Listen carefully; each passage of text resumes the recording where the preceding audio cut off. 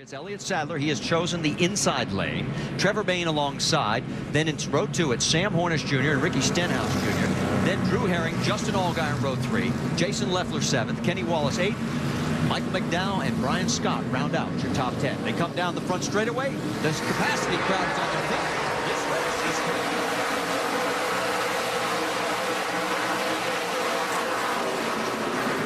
You see the enthusiasm of that crowd when they took off. Yeah, you see the enthusiasm of these drivers as they whistle off of turn 2 here. Kenny Wallace settling in on the low side. Wow, Trevor Bayne on the high side here, I think has the advantage on the exit of 4. And it looks like he is going to lead on lap number 1 with the number 2 of Elliott Sadler right behind him. And here comes the 22 of Sam Hornish underneath him, looking for second. Sam looked so good in practice yesterday. The first half of the practice, not so much. But he settled in. He was making wide arcs into the corner. You can't make those wide arcs into the corner without the car being under you. Behind him, Sadler, and then the 6 of Ricky Stenhouse Jr. in 4th. Looking real quick to go to 3rd. Yeah, he's got the inside line, and all of a sudden our pole sitter's going in the wrong direction. And here comes Justin Allgaier to take a peek on that low side. Marty, when you have a car that's fast, qualify on the pole, and it drifts back at the beginning of the race, you can't panic. You can't overreact. It'd be easy to slide this thing into the wall on corner exit.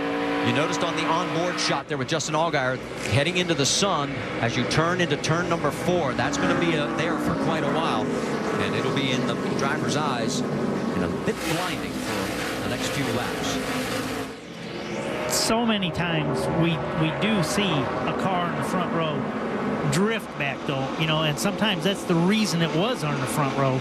It's because it had that speed for 1 lap. Carl Edwards and Stephen Wallace side by side. That's the battle for 13th. Let's keep in mind now, Carl's got only 2 laps.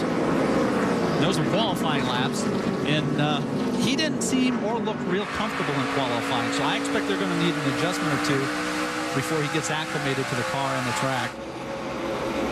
Left side of your screen, that is Michael McDowell going around the 2 of Elliott Sadler. That puts McDowell into 5th. And boy, I'll tell you what, the 20 of Drew Herring is coming underneath Elliott Sadler as well. The bleeding hasn't stopped yet in the 2 car. It actually it really surprises me because he won the pole by quite a margin. And typically a car that's that fast, it'll run really good on the beginning of a green flag stretch and then start to fade. This is the reverse. I think that something strange here, maybe air pressure. Okay, we can tell you Jeff Green in the 44 is taking it behind the wall. Tim Andrews is just turning behind the wall right now. So 2 cars have parked it. Wow, did you see Elliott Sadler's hands turning back to the right? How loose he got in the middle of the corner? Drew Herring gets around Elliott. So now move Herring into the 6th spot. Our pole sitter's back to 7th, and he's under attack from the 38 of Jason Leffler. Yeah, this 2 car is ugly right now. And, you know, again, you just can't overreact and tear up the car. It needs a big adjustment. He's got to wait for a caution. Yeah, one thing I really like, though, is we see Elliott on the inside of the car. He is fighting that thing.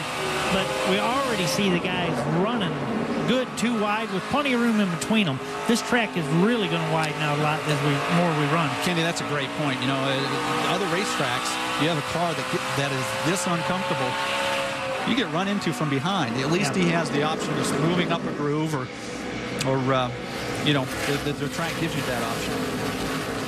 It's weird now. You see everybody sits so close to the wheels. We can see Elliott there and actually has his elbow almost on the wheel. David Mayhew in the 33 trying to get underneath the 11 of Brian Scott. That is for 9th on the racetrack. I asked the team about David Mayhew. They said, you know, bring me up to speed on this young man. They said Kevin Love's got a lot of confidence in him. And, you know, it's quite a compliment to get this opportunity. Well, he's had 2 third-place runs this year in the Truck Series as we get a look on the battle for the lead as Sam Hornish Jr. taking a peek underneath the 16 of Trevor Bayne. I think, Ricky, you said something earlier about this would be a good race for Sam Hornish to try to capitalize and maybe show what he's got tonight. Yeah, that's a great opportunity. You know, in the middle of the week, he had no idea that he'd be racing the 22 car. Last week's winner out in Iowa. Very, very good race car driver. Very talented. And you notice that rookie stripe looked like yours in the back of your jacket? I know. We haven't taken that off yet. I haven't made it through the night yet. But you will. You'll be fine. I'll tell you what, Sam Hornish is doing fine. Got lap traffic in front. That's Jennifer Jo Cobb. She started 43rd right now. She's moved up to 36. Ricky Stenhouse there, the third car in that group, as he is closing the gap as well. That was pretty cool. Trevor Bayne didn't really compromise Sam Hornish. He moved up half a groove, gave him enough room to get around Jennifer Jo Cobb, and then they went back at it down here in turn 1 and 2. Right now, Ricky is saying, okay, boys, make up your mind, which now they have. And I think after they made up their mind here that Sam was a little quicker and he's going to go to the front right now, I think we'll see Ricky close that gap. All right, let's update you while now Sam Hornish has taken over the lead. He's our second leader, as we've had 2 lead changes. We now have Chase Miller, Carl Long, Brian Keselowski joining Tim Andrews and Jeff Green behind the wall. We're going to step aside for just a moment. There's your top 5 here at Iowa. We've knocked down 13 of the 250 laps on this 7/8 mile at Iowa Speedway. Been doing this for a while. You know, we went to break and we were watching these guys battle side by side. Again, this is what the racetrack can give you, but you got to give some credit to Blake Cook. He's on the outside for several laps. Derek Cope also in this battle, and all of a sudden the 31, Justin Allgaier, has got problems, and we have caution on the track. One of the 4 going for the Dash for Cash 100,000. You can tell the Dash for Cash cars because see the Nationwide in the window. It's got the white background and the blue spoilers on those 4 cars. He was running 8th at the time, and oh my. He was the leading Dash for Cash car. Yes, he was doing very well. Guys, historically, this track has been very hard on right front tires. It loads the right front, builds a lot of pressure. We'll have to watch a replay, but wouldn't surprise me if the right front went down. We just always turned, other than maybe, I don't know, 3-4 seconds on the back straightaway. You're always laying on that right front tire because you're always turned to the left. All right, let's go on board, and you can see there's damage on the right side. Heading into turn 1, and the right front goes down just as it loads up in the middle of the corner. That's actually turn 3. Sam Hornish Jr. and David Mayhew stayed out. They're on the front row. Hornish took the high side. We're back to green flag racing. It's Bain, Sago, McDowell, Wallace, and Scott. Whoa, and Bain tries to go underneath, gets a little loose. Side by side with Mayhew. Trevor Bayne kind of snuck down there getting into turn 1. Caught Mayhew off guard a little bit, and then both cars kind of stalled off of turn 2. They didn't have the RPM. A little bit of a bump from Mayhew off of turn 4. Mayhew, the 29-year-old from Bakersfield, California. We told you he's had 2 third-place runs this year in the Truck Series for Kevin Harvick Incorporated. He also cut his teeth in late models. Actually started his career like most guys in go-karts. And right now, doing a nice job here, running right behind Trevor Bayne. We talked about Elliott Sadler, who's on the high side here, needing an adjustment in that car. And it looks like that's just what the doctor ordered. He looks a little stronger. He's heading in the right direction now. Yeah, but I tell you what, also, you know, we see Sam Hornish and Dave Mayhew here that didn't take the tires. Sam's got away, and David's holding his own. So far, no harm for those 2 guys. As there you see the 38 Great Clips Chevy of Jason Leffler. He is now in 7th position. Be interesting now to see if Trevor Bayne, with 2 new tires, can catch Sam Hornish. Okay, remember a couple of races ago when the 66 and the 38 got together? Well, here we go. They're side by side, or at least running close to each other. We'll keep our eyes on that. One thing we heard, you know, earlier during the pit stops was Carl saying that they really had something to work with. Well, I'm just thinking if Carl thinks he's got something to work with, he's pretty comfortable. He's pretty comfortable. Right now, Trevor Bayne doing a nice job of about a 1 second deficit to first place, but he's holding off the 33 of David Mayhew. Marty's really struggling to keep that car on the bottom in turns 1 and 2, and you see him slide up here again in 3 and 4. Shannon, you got more on the 16? Yeah, guys, despite jumping to the lead very early, Trevor Bayne said over the radio, his crew said over the radio, that they knew that they were going to have to work on this race car during the race, and they have done that. They took 2 tires on that last stop. They also made a track bar adjustment because Trevor says the car is just way too tight, and guys, he is really struggling over those bumps as you see the 33 trying to make the move on the 16. Yeah, Mayhew got a little loose there on the right side of your screen. Here comes the 60 of Carl Edwards. You saw that Leffler's gotten around the 66. No harm, no foul there. And here comes Carl. Marty, as we watch Trevor Bayne again on the left side of the screen, he is really struggling over the bumps. You watch the car. It's got more movement than the cars around him. When you hit the bump, and if it hits the splitter on the front, right here, you lose control of the front tires for a brief moment. Well, you were mentioning Trevor's comments about the bump and everything. We picked this up on the radio.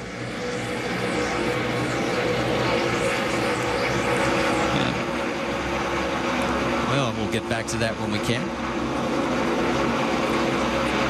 So Trevor right now the lead is 1.6 seconds for Sam Hornish, so he has pulled away and checked out on these guys. The 16 car of Trevor Bayne looks more stable as the tire pressures build up, but you can still see the discomfort through that bump right there. Big bump. See how it sets the car up a groove? That's miserable, particularly when you're around another car. Well, it wreaks havoc when the Indy cars were here because, I mean, they had like 4 crashes that cars basically going over that bump and just destabilized them so much they couldn't catch it before it went all the way around. Rick, what are you hearing on David Mayhew in that 33? So far, the car's comfortable for him. He likes it. Remember at the very beginning of the race, I was talking about the fact because of that cooling hose not attached, he almost had to start from pit lane. And think about that. The last minute before your first start, you had that problem. But he ran the trucks here a few months ago, finished third. He was on the pole. Afterwards, he got a call from Kevin Harvick saying, you know what, you did so well. I want to see you in this Nationwide car. He's tested them before, but he's never raced it. This is his first shot, and so far, he looks pretty darn good. Well, talking to him down in the garage area, he's got a real level head on his shoulders and realistic goals, and he's definitely determined to turn in a good performance tonight. He says, this is the best equipment I've ever been in my life. I want to show people what I can do. And Sam Hornish is showing what he can do right now. His lead is 2.7 seconds, and we've knocked down 42 of 250. We've got the yellow flag out here at Iowa Speedway as the 02 of Jamie Dick has tagged the wall, and there the 14 has now gotten into him because the 14 of Eric McClure had a tire going down. So 2 unrelated incidents end up colliding together. That's pretty exciting there. Well, let's go back. In fact, our spotters are telling us that before we picked it up, this is well after he's already tagged the wall. And the 14 had a tire on the right front that was going down, and they end up into each other. Yeah, Jamie Dick is trying to get off the wall and get down to the apron. And you could almost see where a spotter right here is saying, hey, he's low, because he tries to turn back to the right, I think. I don't know. Well, and our leader, Sam Hornish, skipped a couple heartbeats when all that was happening right in front of him. Yeah, remember, he and David Mayhew stayed out. They were 24 laps to the bad side. There's Eric McClure as he's made his way to pit road. And he was smoking, Marty, before. Yeah, that's what I'm saying. There were 2 unrelated incidents that ended up colliding. I mean, he had already had the tire going down on the right front on the 14. And then all of a sudden, we saw the 02 sliding up into the wall with Jamie Dick behind the wheel. And it just went from bad to worse for both of them. It did, and then they found each other here on the front stretch. Very unusual. I would think here, coming around to complete lap 50, I would think that Sam has got a pit. Well, pits are closed right now. It gives us a chance to check in with Rick DeBrule. What are you hearing on that 22, Rick? Indeed, the plan is to pit. The crew's on the wall. Initial plan is to put 4 tires on, minor adjustments.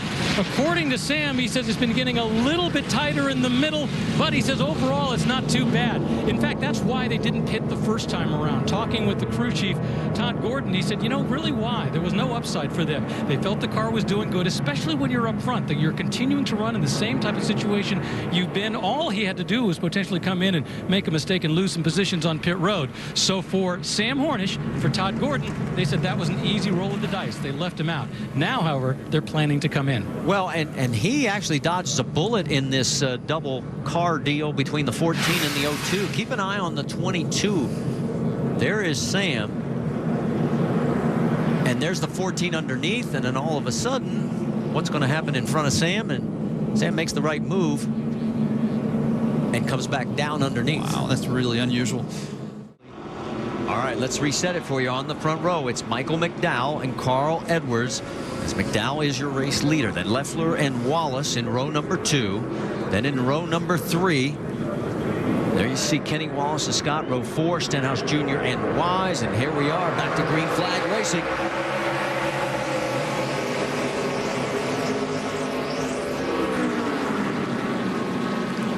Little wiggle from Carl, and that allows the 18 to clear. It looked like Carl Edwards got a little tight, like he lost the front end of the car. Here comes Jason Leffler underneath the 66. You see him running long. Oh, gets into the side of Stephen Wallace. And Marty, you reminded us about the little tension between the two a few weeks ago. Yeah, we've had those moments. Kentucky, New Hampshire. New Hampshire. There have been a few where these guys have rubbed the fender. There for a second, I thought Kenny Wallace was going to try to get up there and break it up between the two of them. You know, that doesn't usually help when you have the third car. You don't want to get in the middle of something like that. No. Kenny running 5th right now in that 09, and he was your pick to win this race. Yes, he was. You can see Carl Edwards has closed the gap on Michael McDowell up front. Look at this traffic jam here. Got 5, 6 cars all packed together, and they're going to try 3 wide down the backstretch. And there's Sam Hornish. And you've talked about it during the break. Sometimes he has a tendency to get a little impatient when he's in this situation. When you have a car as good as what Sam Hornish has, you don't have to show that kind of urgency. You do need to take the spot if it's there, but you don't need to take unnecessary risk. A good car will find its way to the front. This car's got a good driver also. Hornish has picked up 4 spots since the restart. And he has moved into the 8th position. Got to make good decisions, you know. Again, you don't need to show the urgency. He's set up on the outside of Kenny Wallace here. Which shows he can basically drive this car wherever he wants it. That's a good point, Marty. You know, and what I like about what I see from Sam here with this pass is he's not trying to make the pass in one set of corners. Sets up to his outside off of turn 3 and 4. Gains a half a car length through 1 and 2 and finishes the job down the backstretch. Eric Almirola there in the 88, right side of your screen, along with the 33 of David Mayhew. And here comes Trevor Bayne as he's getting underneath Almirola. And boy, talk about guys that have had some good runs lately. Eric Almirola in that 88 has had some dandy finishes. Yeah, it looks like he's got his hands full a little bit tonight when he was up in that top lane and those guys were going by underneath him. No, he had a lot of wiggle there. Eric's last 3, 5th, 5th, and 4th. And that 4th at Lucas Oil Raceway, his best this season. You know, Eric hasn't gotten the attention that there goes Sam Hornish again. Sorry to interrupt you there, Ricky, but he is going on the move towards the front. He's getting around the 11 right now of Brian Scott. That'll move him up to 6. Let's go back for the battle up front because it's tightened up. Carl Edwards is closed again on Michael McDowell. Carl Edwards was a 1/10 and a half or 2/10 faster than the field before the caution came out. You see him getting faster and faster as he runs along the inside. He's going to go over this bump, see how the car handles it. Moves up a little. He lost the front end when he hit that bump. Had to surrender, slide back in behind Michael McDowell. Well, McDowell's now led over 50 laps in his 4 starts in this number 18 car this season. In his prior 72 starts, he only led 8. Boy, that bump is really disruptive to these cars. They coil bind the front springs. They have a splitter that can hit the racetrack as he makes another run at it here, Kenny. But that is so uncomfortable being underneath another car and hitting a bump like that. Oh yeah, besides messing up your car, you know, you don't want to turn the guy around and you're up underneath. But it plays havoc with them. The guys can get over that bump the best.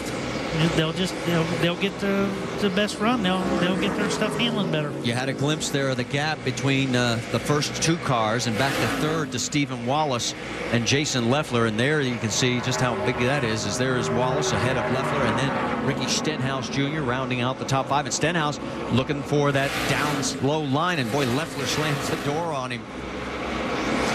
Leffler right now the best running of the 4 Dash for Cash contenders, as he is in 4th position. And you got to drop all the way down to 13th to pick up Reed Sorensen. What I don't really like, what I really struggle with here is Ricky's charging the corner, carrying a lot of speed into the corner. That'll take its toll on the right front tire. You got to make quick passes. Stenhouse gets around the 38. Get back in front and cool that front tire off. And I can tell you, I'm looking down on pit road, guys. The 31 is coming back out on the track. So Justin Allgaier, and here we go for the battle for the lead. Carl Edwards, he said he had a pretty decent race car early. Well, he's showing it right now as he now gets around. And here comes the crossover as McDowell's going to try and take it right back. Carl Edwards is having a really difficult time in the middle of the corner on both ends. It's very easy to overdrive this car. So, you know, he mentioned earlier he was tight. tight really catches up with you in the middle of the corner when you need the car to rotate, transition. So Carl has not officially led a lap yet at the stripe, as McDowell was able to get back around him. But maybe this time it'll happen for him. Marty, we got to give some attention to Michael McDowell here, though. You know, we're used to the 18 car being up front, but it's outstanding that he's matching laps here with Carl Edwards. And of course, he's got one more ride in this car, scheduled at least. That'll be in Montreal in a couple of weeks, and he is really good on the road courses. There's your top 5. We've knocked down 69. We're working lap 70 at 250 at the Iowa Speedway. Driver that we don't see in the group that's drifted back, and he's all the way back now. Well, gosh, he's back to 17th position is Elliott Sadler. And you remember Elliott won the pole, but tough. Yeah, we're holding there and trying to show you when he comes into view, and there he is in the one main Chevrolet. And Rick, what's the story on our pole sitter? Boy, the key word all day has just been loose. We talked about that early. He says the tire is really loose in, tight in the center, then loose on exit. He said the last adjustment they made at the pit stop didn't work that well. But it's important to understand how hard it is sometimes to communicate when you're out there. In fact, the team almost had a misunderstanding a few moments ago on the radio. Ernie, my car smoking. I said you made a good corner. You smoked him through 1 and 2 last time. In other words, his crew chief, Ernie Copeland, said, you smoked that guy on the corner. Sadler said, you mean I'm smoking? He actually had to say, no, relax. You're smoking the guy. You're doing good. Unfortunately, not as good as they'd like. They've got to work on this car throughout the course and hope that when it cools down, the car will start coming to them. Well, you know, he keeps staying loose, and they keep saying that's their main problem. Well, he's definitely showing us that he is smoking the right rear. You see, he comes over the hump there, and the car goes into a loose condition. He's got his hands full. He's got his hands full, Kenny, and he's distracted. You can tell. You could tell by the comments he made back to Ernie Cope.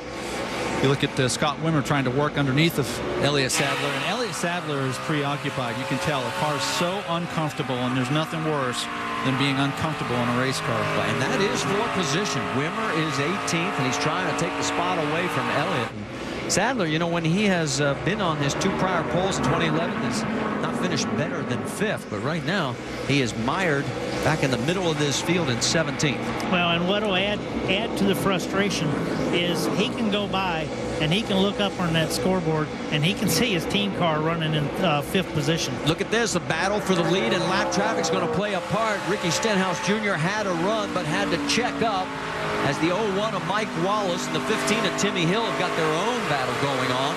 They're running for 22nd and 23rd and trying to stay on the lead lap. Well, that's not going to work out for him.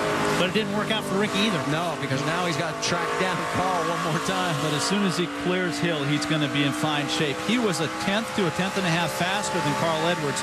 There's no question the 6 car has gotten it turned around. Flat right front will tell you on Justin Allgaier's 31. He's back on pit road. There he is. This has turned into a disastrous night for this team. Yeah, got into the wall also there with the flat. So Carl Edwards is out in front by 0.3 of a second here at the US Cellular 250. Remember, it took Stenhouse Jr. quite a while to get around Carl when he won back here in May. They're doing it again. All right, back here at Iowa Speedway, Ricky Stenhouse Jr. has just taken the lead from Carl Edwards as the caution has come out, as we've had contact, the 01 of Mike Wallace. After having cowboys and aliens on the car for weeks, he picks up sponsorship from the Iowa 80 truck stop just down the road a piece, and unfortunately looked like he may have had that right front situation that we've seen before tonight. Let's go back and show you exactly what happened on the lead change, our 5th of the night. Yeah, Ricky actually drove a car length deeper into turn 3, got to Carl's bumper and just finished him off on the front stretch getting into turn 1, showing a lot of muscle. We're going to watch from on board with Ricky here. I'm sorry, with Carl from the back. Positions himself, gets alongside Carl, kind of stalls Carl when you can get alongside, dumps some air on the car's spoiler, finishes the pass before they get to the bump. 3rd caution of the night. Stenhouse leads the parade down pit road as the action's going to pick up as we send it down to Jim. All right, Carl Edwards is going to come in. He was good in the entry to the center, tight in the center, and he was good off. They're going to go around and take 4 tires. Ahead of him, Michael McDowell got very tight through the majority of that green flag run. He was very, very tight off turn 4 in particular. Shannon. Ricky Stenhouse Jr. battling a little bit of a loose race car. They made a wedge adjustment and air pressure and took 4 tires. Rick? And Sam Hornish Jr. brings the car in. They're taking 4 tires. So far, they've liked the way the car has worked. The secret now is to keep it doing exactly the same thing as they go back out. And look at Mayhew's team as they have picked up 4 spots on the race off pit road. Edwards, Stenhouse, Hornish Jr., Bain, McDowell follow. All the cars that are really in this race with a good shot of winning, we put them all back on the same fuel cycle now. We're about to find out. Look at this beautiful crowd here. The lights come on at Iowa Speedway. Cars come up to speed. Green flag in the air. We're racing again in Iowa. Really good start for Mayhew. You're going to see the value of 4 tires versus 2 as they whistle down into turn 1.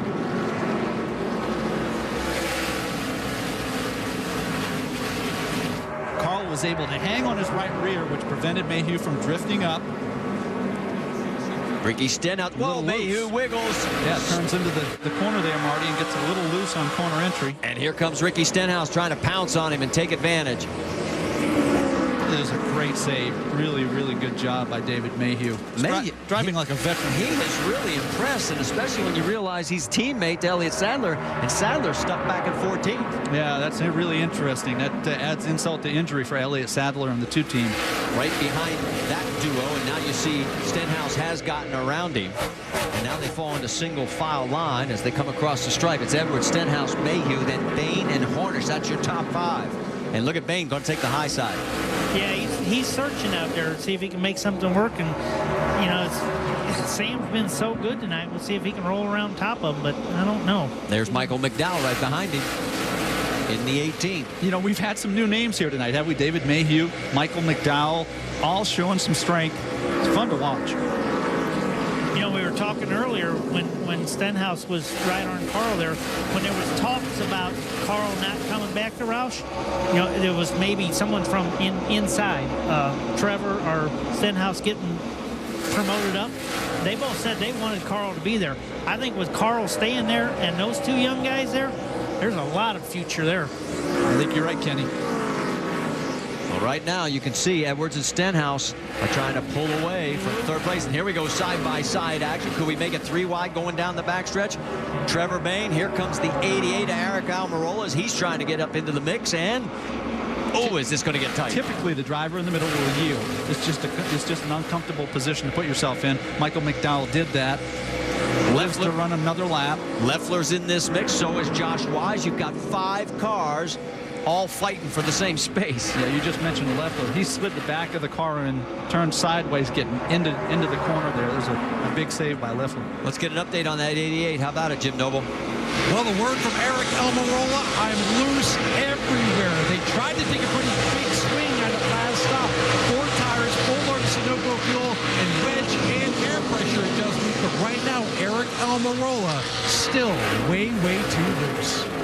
You know, loose is a common theme here at this track, and we haven't been coming here for very long, but that's what I've heard from the drivers every year. And Carl Edwards said that that's ultimately what lost him the race in the spring. So I thought maybe he mentioned being tight earlier. That would play into his hand, but... well, and you would think the guys might have a better grip on because we're using the very same tire combination that we used in the spring race. Yeah, that's a good point, Marty. And, you know, the difference is that was a day race, and this is more or less a night race, or it will be before we're done. See the sun still in the eyes as they head into turn number 4 coming out of 3, and you're on board with Eric Almirola as he has got a mirror full of Michael McDowell. The faster the track is, the more that loose bothers the driver, because you just figure that you're going to hit harder. Well, we were talking about loose. Let's go back and show you what happened to Michael McDowell. This is from the 88 of Eric Almirola. Whoa. Open the door. Thank you. I'll go through. That's a big slide. And, you know, you got to give Sam Hornish credit. I'm sorry, that's Trevor Bain to his outside. Trevor sort of sensed that. You know, and that's from your peripheral vision. That's not something that you can teach drivers. You have to sense that, and Trevor moved up to save both of them. Jason Leffler taking a peek underneath the 18, trying to move ahead. So far, McDowell able to hold him off. Josh Wise in the 7. He's also in that mix. You can see they're all battling for that 7th spot. And there's Brian Scott. Marty, there are no free lunches here tonight. We've seen cars clustered all night long, haven't we?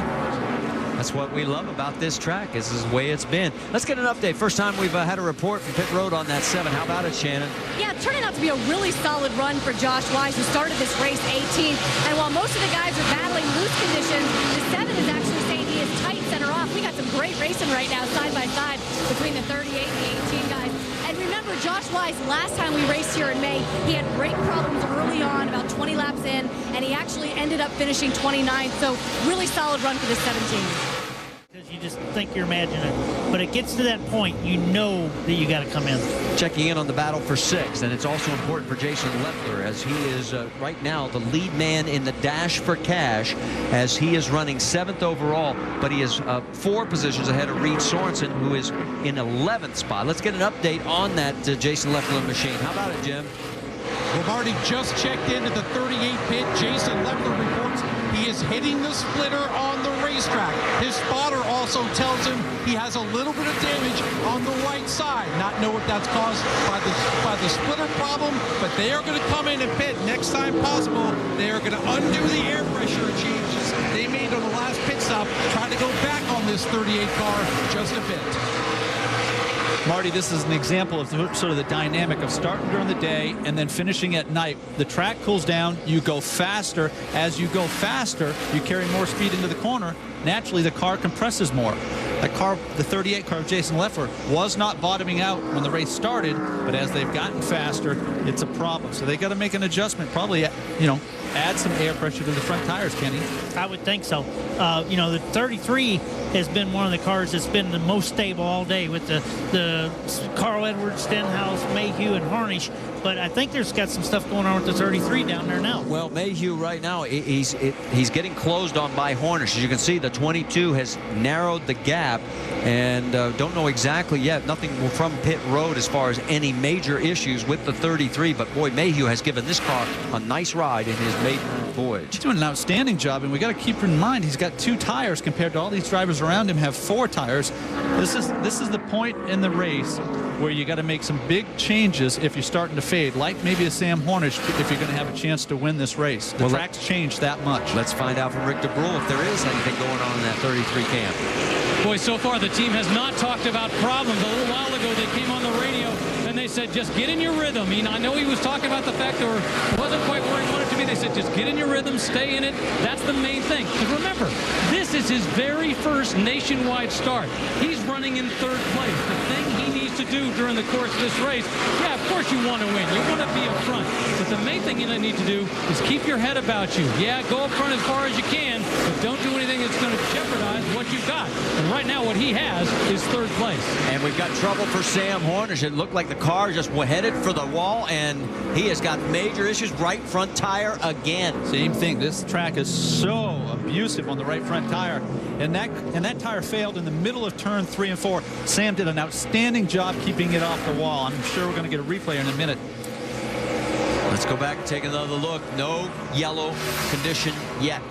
So you're going back to the accelerator here, and the right front fails, and you're along for the ride. You can only turn the steering wheel so much. You have to decelerate.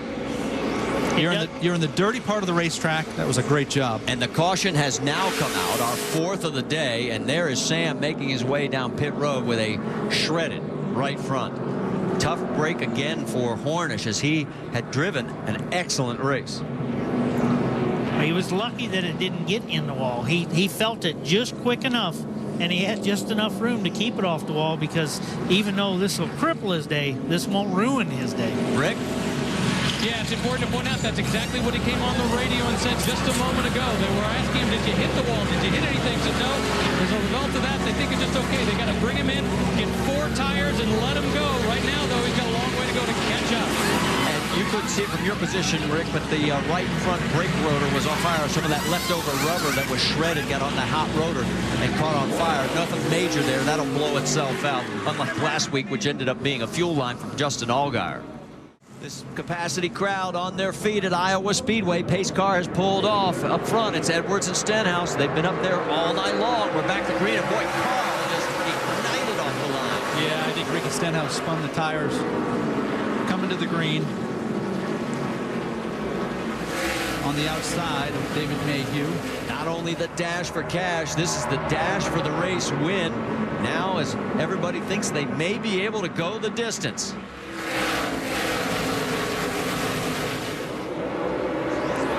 Ricky clears him off of turn 4.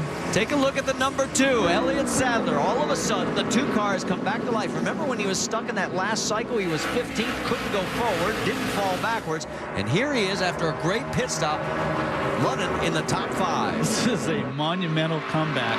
On board with Reed Sorensen. Right now, Sorensen is in position to win the $100,000 in the dash for cash. And remember, he won back at Daytona. It's a little distracting, you know, thinking about 100 grand as you're making a pass.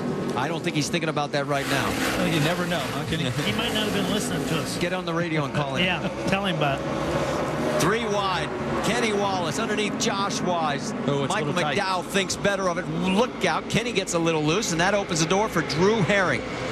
You want to talk about a young man who's dedicated to the sport. Herring, his senior year of high school, was injured, shot accidentally in a hunting accident, and spent 9 days in the hospital, said it changed his entire perspective on life. He knows what this opportunity means. He knows what is at stake, and he has just wrapped his arms around it and is doing the job. I mean, we have been impressed by him, but I just found that out from him today. What a nice young man. Yeah, that's inspiring. That's an amazing set of circumstances. You see Stephen Wallace making the pass on Uncle Kenny here. And see, Unc. Bye-bye. Yeah, little contact when Stephen and Kenny went by, but it looked like it was on Kenny's part. He cut down all of a sudden. How about Scott Wimmer? He's given the 70 car best ride we've seen in quite a while for that team. Yeah, we saw Scott Wimmer actually get the left side tires on the apron. These guys aren't afraid to get below the yellow line on the very middle of the corner, Kenny. They're using that to their advantage to get the car to turn. And we see that a lot at the short tracks. But, oh, we got the 18 on pit road now. What's going on, Marty? Jim? Top breaker Michael McDowell, he reported a vibration in the wheel on that last pit stop. Remember, this is the same car he led a bunch of laps with back in the May race. Michael McDowell's been having a great top 10 run. His crew chief, Jason Ratcliffe, cheerleading all the way. But this loose wheel, this vibration, this unscheduled pit stop, gonna really hurt the 18. And you saw on the left side of your screen, Wimmer got loose, ran up the track, so action all over this place. And here comes Stenhouse saying, Carl, do you remember when I passed you late in May and went on to win this race? I'd like to do it again. Yeah, that's interesting. You know, Carl's unable to stay to the bottom of the racetrack. I think Ricky Stenhouse is faster on the short run. Carl seems to even out on the long run, meaning 30, 40 laps. He just completes the pass here. Well, the last time he did slides up a little bit. And here comes that crossover by Carl. These guys, you'd think this was the last lap. Oh, and they touch. Is it the last lap? No. When they did it in May, it was with 18 to go. We've got 82 to go. Wow, look at Stenhouse. And they are using up these tires. And here comes David Mayhew saying, hey, you guys keep beating on it. I'll pass at least one of you. David Mayhew has done this all night. Just gone about his business, capitalizes. Well, a little contact here. I might have to move you just a little bit, David, if I can get back to you. Ricky really charges the corner. He drives deeper in the corner than anybody in the field tonight. You wonder why this track sells out? This is the reason, folks. That every time we come here, there is such great action. Let's go back and show you a replay of what was going on between the teammates. Right. Makes the pass, but he carries a little too much speed getting into the corner. Carl's close enough to his rear bumper to get him loose, does the crossover, and then a little contact, runs out of room on the exit. And let's go on board from Carl's point of view. Wow. I mean, Ricky's down in there underneath him, just pulling up the siding, gets him a little bit loose right there. But slips up, Carl gets back by him. While all this is going on, Trevor Bayne has just pulled on pit road. There he is. He's now listed as 1 lap down. Could be worse. We're seeing a lot of loose wheels tonight. Yeah, we're seeing some strange things, that's for sure. That took a long time, and it looked, well, a little confusion. Now they're going to go to the left side tires. Let's go to Shannon. Shannon? Well, moments ago, Trevor Bayne said that right rear was still really was not feeling good on the racetrack. He actually came down pit road that last pit stop, guys, and he had another loose wheel on the right side, so we'll definitely get down there and check to see if this could be the third one for the 16 tonight. Well, and one other thing we just found out, he was posted by NASCAR because he pitted after the wave around. And so he had to come back in again. Anyway, and now they're going to post him again, we're just being told. So his night is going south as he is 3 laps down, and he's going to have to do another pass-through, according to what we've been told by NASCAR officials. So another rough night. Remember, the engine blew up on him late in the race at Indianapolis. And we're going to stay right here because we're hearing word that there may be some debris out on the track. Some of the teams are reporting it. As the race leader, Carl Edwards, lead over David Mayhew is almost a full second now, with Ricky Stenhouse Jr. 1.5 seconds behind. David Mayhew is faster than Carl Edwards, and the car looks more comfortable. Kenny, you made that point earlier in the race that David Mayhew in the 33 looked really good through the corners and through the bumps. Really rode the bumps good, and that seems to be a key to this racetrack. Well, right now it is Carl Edwards. He has led a race high 98 laps. We've knocked down 175, which means just 75 to go here at the Iowa Speedway. Our 5th caution of the day has come out here at the Iowa Speedway. Waiting for the official reason why nobody has made contact with the wall. So we had some earlier reports of some debris out on the track. Shannon mentioned that Jack Roush got on the radio. That's the equivalent of being called to the principal's office, if you don't listen. Well, there's a nice donut on the side of the 6 car, so there definitely was some contact. There was some contact, but if Ricky's really upset, he should have not drove into 3 so hard and slid up and opened the door near as wide as he did. Yeah, there's a lot of guys you can be mad at, but wait till the end of the race.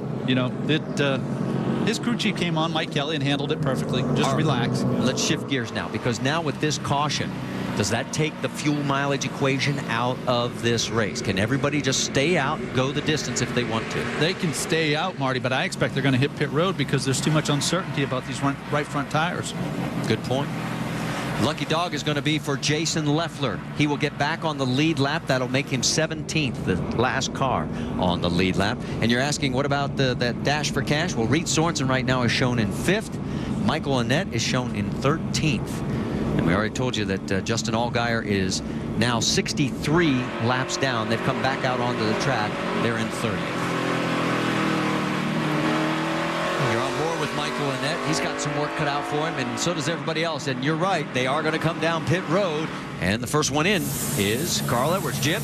That's right. Carl Edwards has asked for 4 tires, 1 round down in the left rear wedge. He's a little free again on entry and exit. Just wants to roll that corner. He thinks he's got a winning car. And Ricky Stenhouse still not happy with the handling of this car. They are going to put a rubber in the left rear, guys, so they know it's going to take a little bit longer, 4 tires, and a track bar adjustment for the 6. Problems with Carl. They've got to back him up and put him back in the box. They did not get the tire. Looked like they didn't get it on. It's interesting. The left rear. Jim? That's exactly what happened. Carl started to pull away. They stopped the car. The wrench was stuck on that wedge adjustment. They couldn't get it out. Then Carl goosed the engine just far enough to pull it over the line. The NASCAR official waved them back. So a big miscue on pit road here for the 60 team. It's a big miscue, but I'm going to have to watch a replay because the key for the driver to leave is when the jack drops, right, Kenny? It's Jack drops, when the jack drops, the driver goes. That's the signal. And remember, he had a speeding penalty last week at Indianapolis, so could it be another tough break for the 60? We'll reset it for you when we come back here to Iowa. Take a look at the front of the field here at Iowa Speedway. Michael McDowell, remember, he pitted under green. He's going to take the wave around. Who's the race leader? The 62 of Michael Annett, the only car on the lead lap that stayed out. So he is going to take the race lead. Elliott Sadler is going to be in 2nd. Now, Carl Edwards is way back in this field now in 16th position. And let's go back because it turned out it was a loose lug nut. Watch the left rear. Yeah. When the jack drops, the driver leaves. He did that. Crew chief Mike Beam comes on. Back it up. Stop. Back it up. We didn't get all the lug nuts on apparently. Watch the left rear tire changer. Goes back to the lugs. Hits 2. Now you can go. And let's shift gears over to the 6 because we followed up on their radio conversation. I know you're frustrated, man. I don't want to see anybody race you like that. But we're big picture racing here. We got to take care of our stuff. 10-4, but we're going to stand our ground too. So, I think the mentor-student relationship is going to take a little bit of a turn tonight. It's an interesting set of circumstances. I know that Ricky looks up to Carl, but it's the heat of the moment. You got to get over. Jason Leffler got back on the lead lap, as we mentioned. He's back at 17th. All right, here we go. Back to green flag racing. Michael Annett stayed out. There's Elliott Sadler. He was our pole sitter, and he's going for the lead. You know, last time he got to make a big swing at it, and he's got to stay on the lead lap. They got it 90% there. If he was able to make that last adjustment they need right now, he's got himself in a heck of a position. Remember the dash for cash. Annett in the 62, and here comes Reed Sorensen in the 32. Those 2 blue spoilers, and Sorensen is going to take the spot. Yes, it looks like he's got him. He does. $100,000 pass. That's it right there.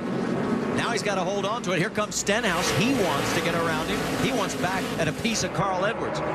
He does. Josh Wise drives under Ricky Stenhouse, makes it 3 wide. Stephen Wallace coming into the mix as well. He's down on that low line with Drew Herring right behind him. This has been some of the best racing of the year. Outstanding. 2 and 3 wide all night. Look at the low line, the 60 of Carl Edwards. It took Edwards 22 laps to move from 17th to 10th at the start of the race.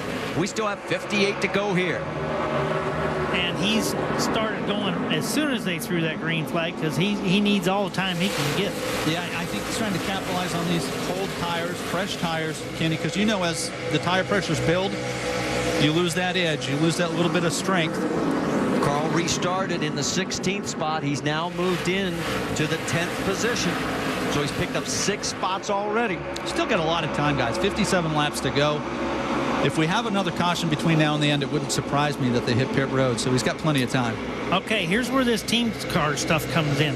Just like we've seen Carl and Stenhouse, now we see the KHI cars first and second. This is an amazing recovery for Elliott Sadler. It really is. He was in jeopardy of losing a lap 50 laps ago. Now he's leading the race.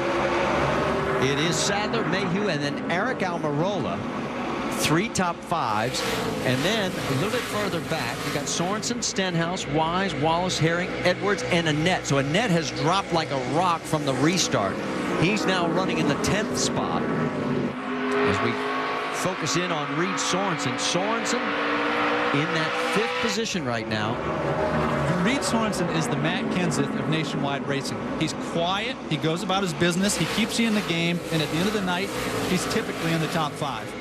And there's Josh Wise giving him all he wants right now in that 7 car.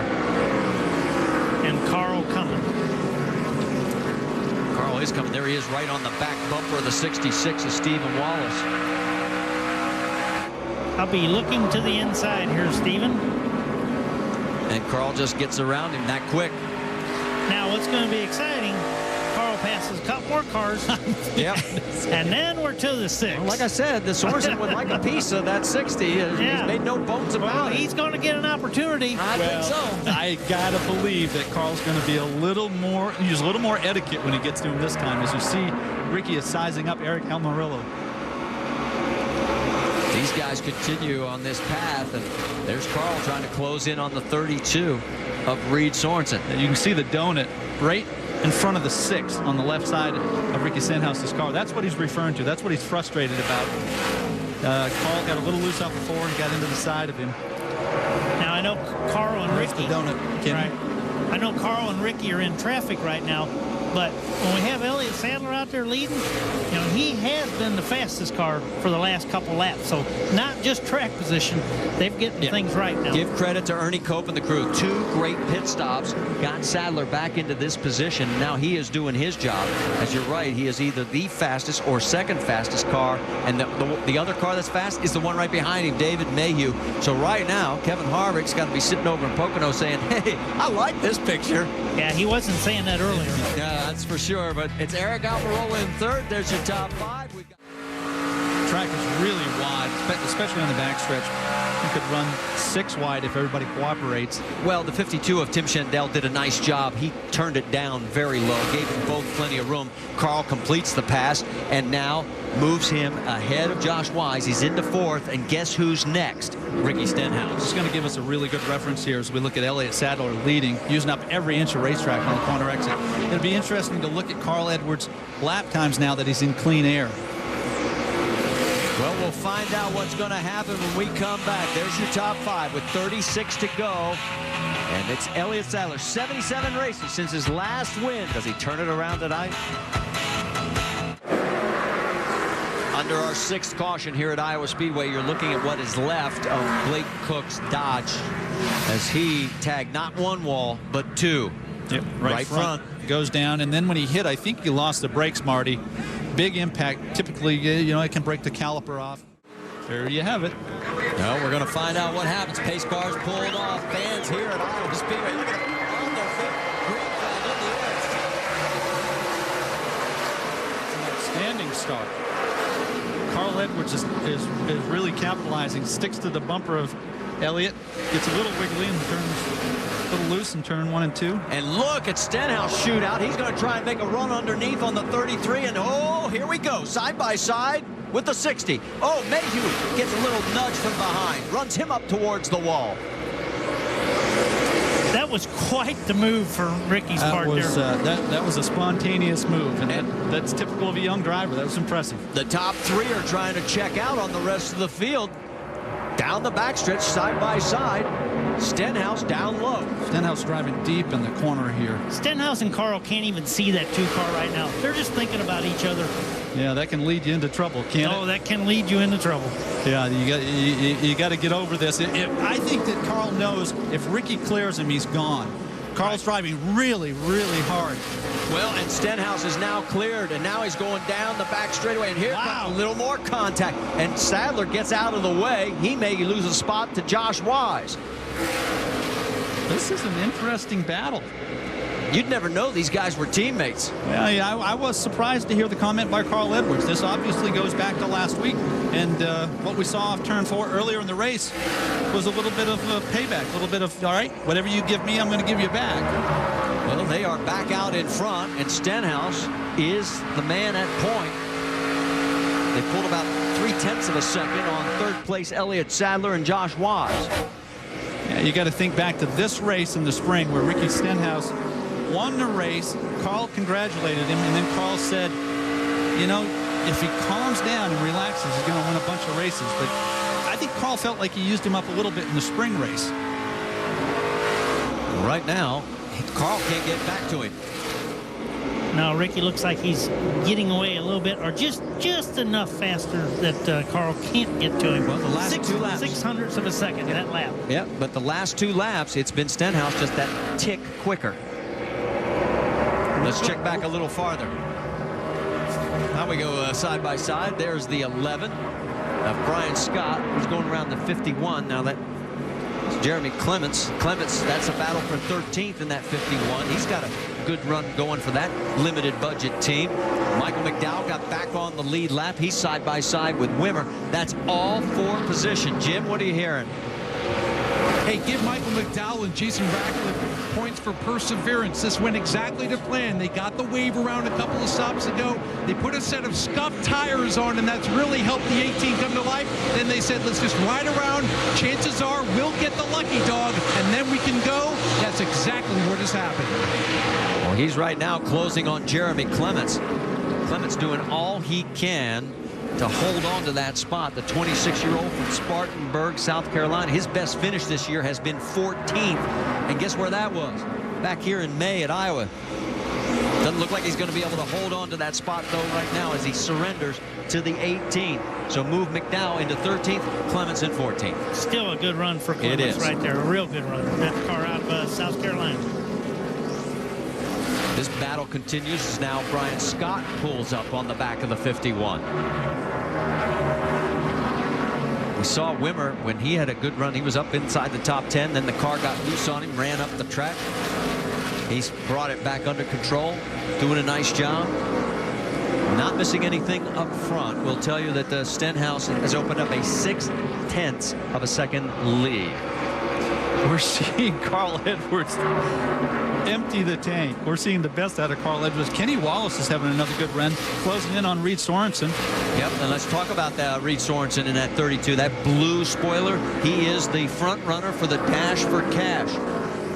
Rick, what are you hearing on the 32 cam? Well, during that last yellow flag, he came on the radio and said, are our tires going to go the distance? The last time they pitted, all they took was fuel. Reed wasn't too sure, but the crew chief came on and said, we can do it. We know we can. Get out there and race, and that's exactly what's going on. Although there's got to be that little thing in the back of Reed Sorensen's head going, I think I can. Well, Sorensen is running 6th. The other two that are in contention tonight, Annette is 11th, Leffler is 12th, and they are about 4 seconds behind him.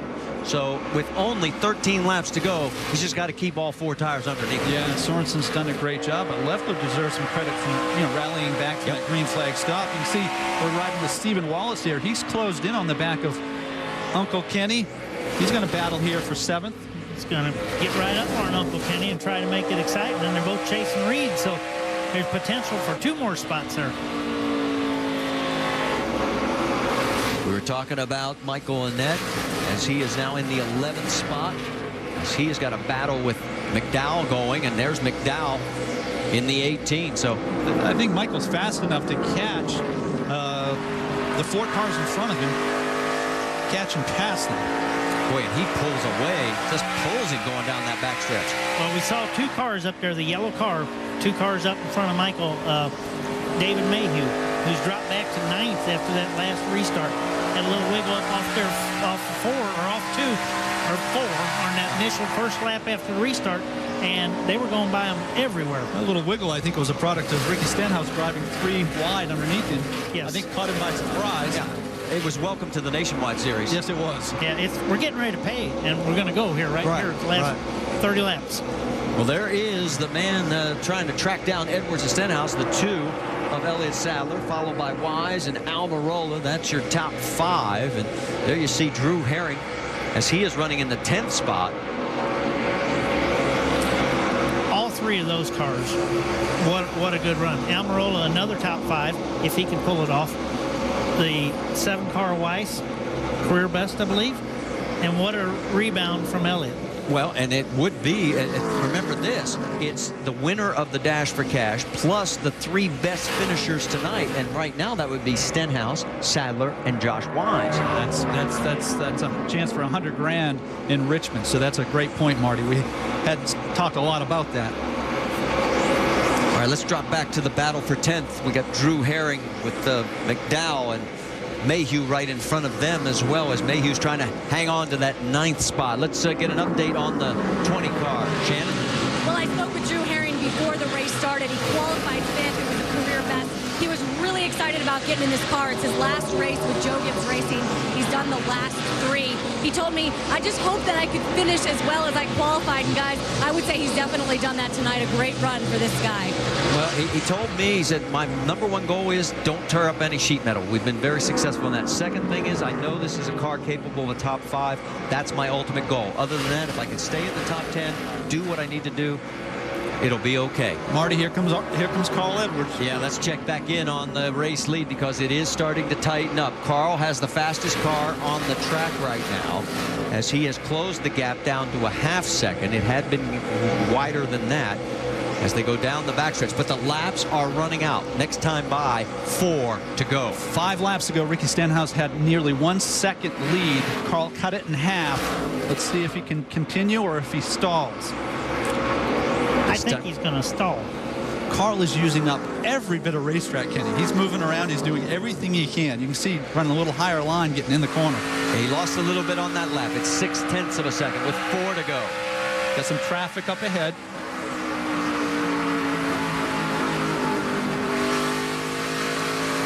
It's a lot harder to be up here and watch than it is looking through the windshield. Well, the 2 lap vehicles in front are Charles Lewandowski in the 40 and the 14 of Eric McClure. That's McClure that he's getting around right now. So Stenhouse is cleared. Here comes Carl. We're down to 3 laps to go. I don't think Carl has anything for it. And Carl had to lift off turn 2. He didn't. He caught the 14 in the wrong place.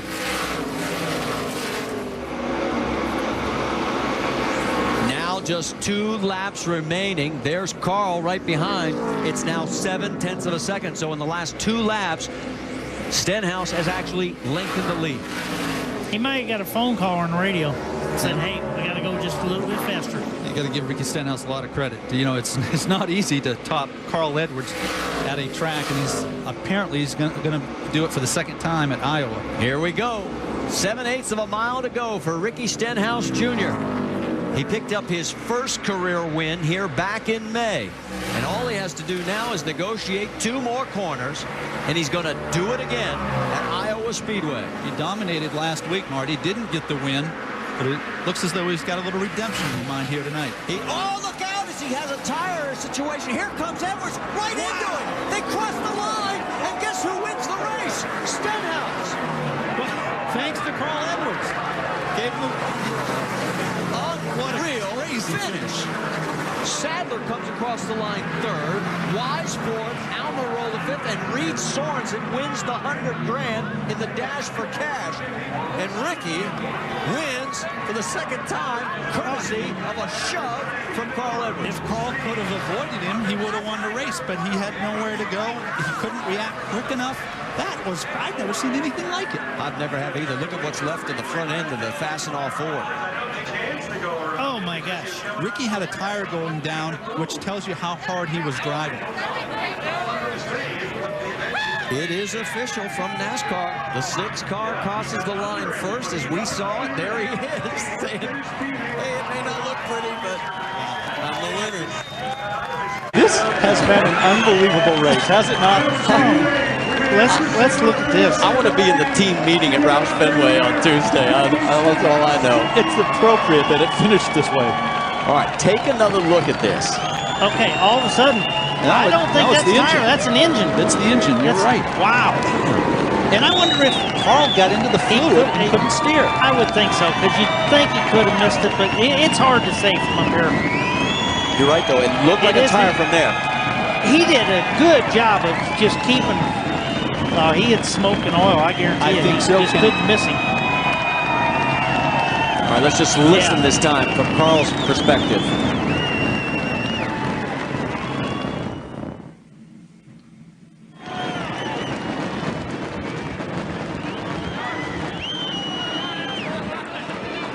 You could hear the rear tire spinning. And you couldn't see anything, and neither could Carl. No, and he couldn't steer. All right, let's show you this finish. The margin of victory is 66/1000th of a second. Well, he wasn't beside him, he was under him. Again, it's appropriate that they came together at the finish because, you know, this has been brewing. This has been brewing, right? So, yeah, that's Carl talking to Mike Kelly and explaining his end of it. Let him know because he thinks you hate him. Well, you heard it. Good job. There's Jack also. Thanks for the push. Thanks for the push. Well, he was blocking a little bit, and then I couldn't get out of the oil.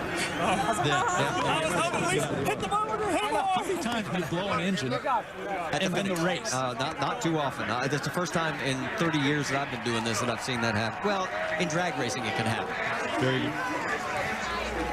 I'll tell you what, it's 5th 1-2 finish this year, but by far this is the most bizarre and most interesting that we've had, and we're going to take you along one more time.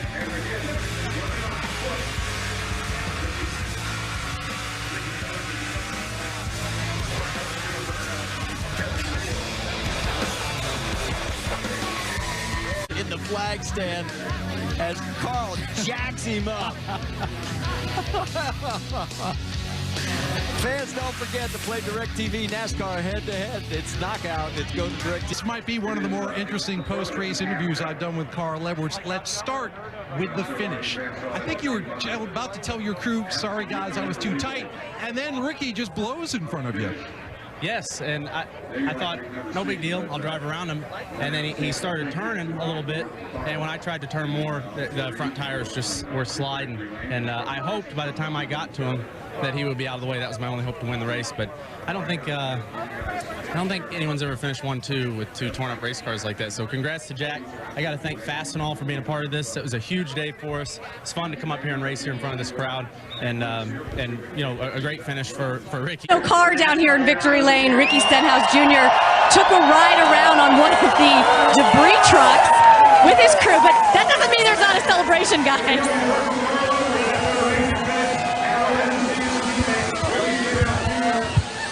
Ricky Stenhouse Jr. sweeps here at Iowa. Okay, first question, last lap. What happened to the car? Motor was kind of messing up on us there a little bit. We'll have to look at it at the shop, but awesome job to this team. You know, we couldn't do it without these guys working on this thing. They work hard as anybody out there working the shop, all the body shop guys, everybody at Roush Yates Engines. The good Lord above, he's helped us through a lot of this, and I got to thank Nationwide Insurance for giving us this opportunity to come out here and put on a show for these awesome things. Whew, that's cool. For all these fans out here, this is a way to win right here with all these fans. Ricky, one of the stories of your race was Carl Edwards, the contact between your teammate. He just said moments ago he thinks maybe you were a little aggressive. Was it a case of hard racing or something else? No, I was aggressive there at the end. You got to do what you got to do to win. I wasn't going to let another one slip by us. He kind of ran us up the racetrack there, turn 4 when I got by him. He crossed us over, ran us up the racetrack. So I wasn't about to back down. What was it like managing those expectations inside the emotions inside the car tonight? Yes, Mike Kelly, it was tough, and Mike Kalanoff. They try to calm me down as much as they can. I get a little flustered sometimes, but you know, I just wish we had Black Angus beef and Cargill on this thing. We got a white Mustang. Hopefully, it won't be white for the rest of the year.